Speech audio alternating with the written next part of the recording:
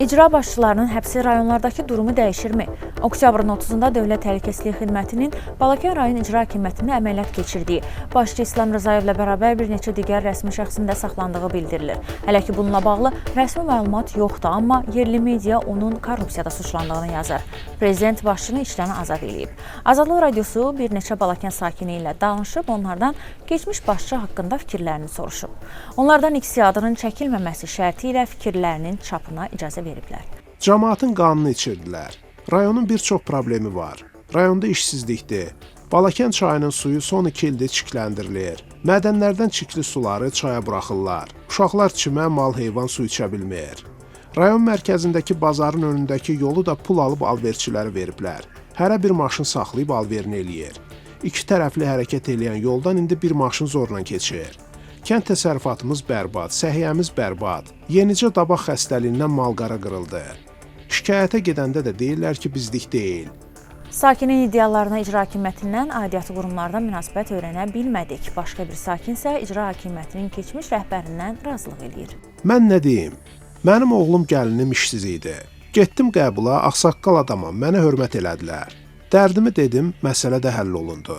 Son illərdə Azərbaycanda ondan çox icra hakimiyyəti başçısı və başqa vəzifəlilər korrupsiya vəzifə səlahiyyətlərindən sui-istifadə kimi maddələrdə suçlanıb həbs olunublar. Balakənin sabiq icra başçısı, hazırki deputatı Nəsib Məhəmməliyev yerli mediaya deyib ki, indiyədək saxlanan rayon rəhbərləri konkret cinayətlərlə məsuliyyətə cəlb olunublar. Balakəndəki həbs xəbərinə gəlincə isə deyir ki, əgər həqiqətən saxlanıblarsa, deməli kifayət qədər ciddi hüquqi əsaslar mövcuddur. Özünə də məmur özbaşınalıqlarından şikayətlər olduğunu deyib. Sabiq baş nazir Pənah Hüseyn isə bu həbslərin korrupsiyanın və məmur özbaşınalıqlarının qarşısını aldığını düşünmür.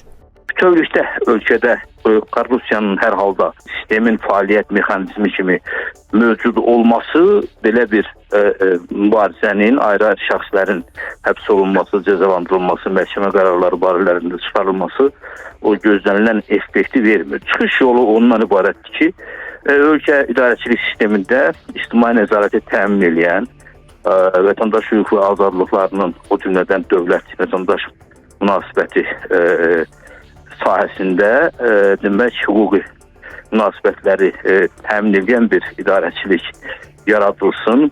Prezident İlham Əliyev çıxışlarında bildirib ki, icra hakimiyyətinin başçılarının həbsi göstərir ki, korrupsiya ilə mübarizə həm də əməldə aparılır. Amma Transparency International təşkilatının 2024-cü il korrupsiya ilə bağlı hesabatında Azərbaycan geriləyib, korrupsiya ilə bağlı durumun pis olduğu ölkələr sırasındadır.